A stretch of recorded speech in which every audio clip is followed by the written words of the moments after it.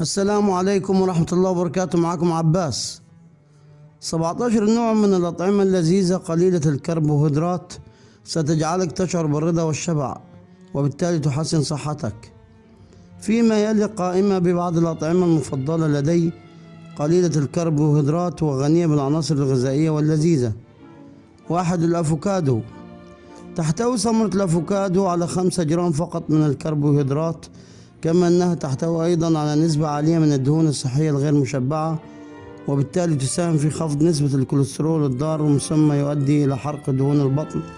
اهرس واحدة من الأفوكادو مع الحمص مع الخبز المحمص، بالطبع هذا لذيذ. 2. البروكلي. كوب من البروكلي يحتوي على 30 سعرا حراريا و6 جرام من الكربوهيدرات، في حين أنه يحتوي أيضا على 3 جرام من الألياف، وبالتالي فهو مليء بالمركبات المقاومة للسرطان تسمى جلوكوزينات. لتحصل على طبق للعشاء، ضع البروكلي على الخبز ورش عليه بعض زيت الأفوكادو قبل تحميصه. فضلا لا تنسوا الاشتراك بالقناة. 3. زيت جوز الهند.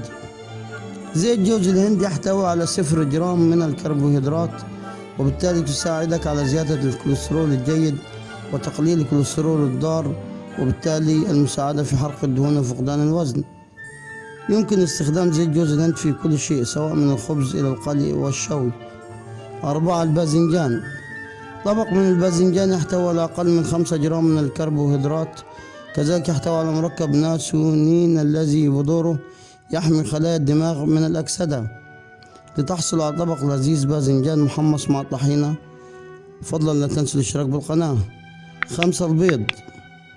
البيض الواحدة تحتوي على 6 جرام من الكربوهيدرات، علما بأنه يجب التنبيه بعدم رمي صفار البيض لاحتوائه على مركب الكولين، وهو عنصر غذائي هام لصحة الدماغ.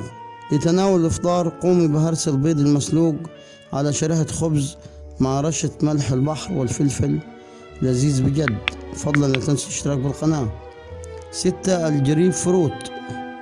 الجريب فروت من الفواكه الحمضية، يحتوي على 13 جرام من الكربوهيدرات، والجريب فروت يعد أقل في نسبة السكر من الفواكه الأخرى.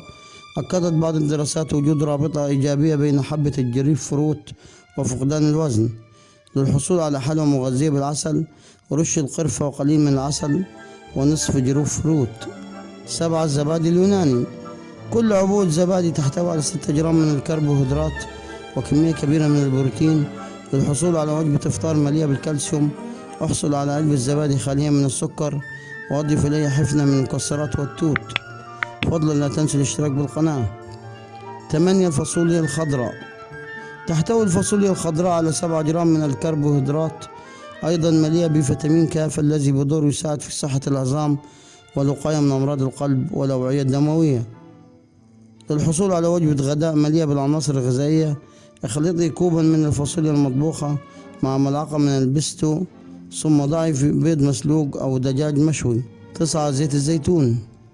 تناول ملعقتين من زيت الزيتون البكر يحتوي على أقل من 1 جرام من الكربوهيدرات، كذلك هو مضاد للأكسدة، وبالتالي زيت الزيتون يخفض نسبة الكوليسترول في الدم ويمنع الإجهاد التأكسدي. للحصول على وجبة لذيذة للعشاء، أضيفي زيت الزيتون إلى طبق السلطة والخضار أيضا.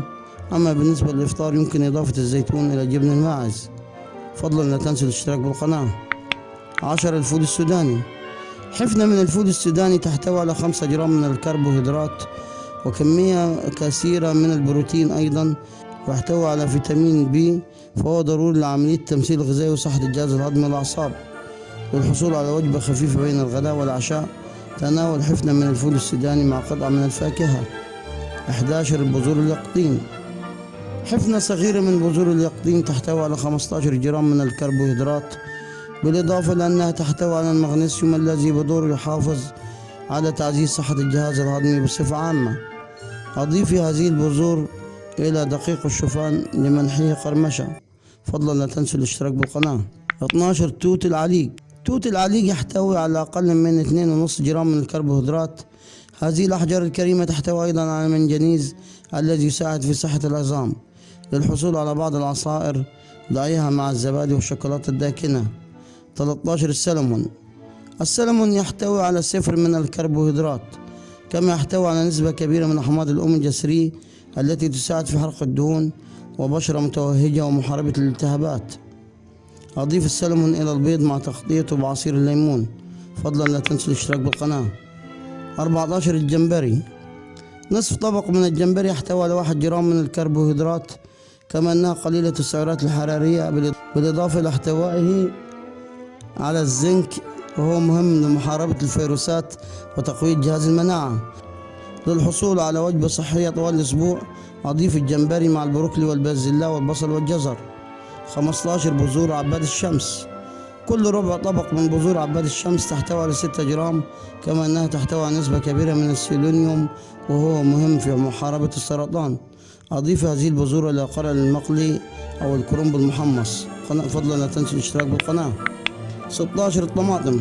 ثمرة الطماطم تحتوي على 5 جرام من الكربوهيدرات، كما أنها غنية بالألياف وفيتامين A الذي يساعد في تعزيز المناعة وتوهج البشرة لديك. أضيفي الطماطم والبصل والفطر إلى البيض مع سلطة اللوز. 17. الكوسة. حبة كوسة تحتوي على فيتامين سي، كما أنها تحتوي على نسبة كثيرة من الماء، وبالتالي تساعدك على بقائك رطبا فترة طويلة. قطع الكوسة مع الصلصة وجبنة الموزاريلا المبشورة للحصول على وجبة خفيفة منخفضة الكربوهيدرات. يوجد رابط أسفل هذا الفيديو يشرح الموضوع بالتفصيل. فضلا لا تنسوا الإعجاب بهذا الفيديو والاشتراك بالقناة، والسلام عليكم ورحمة الله وبركاته.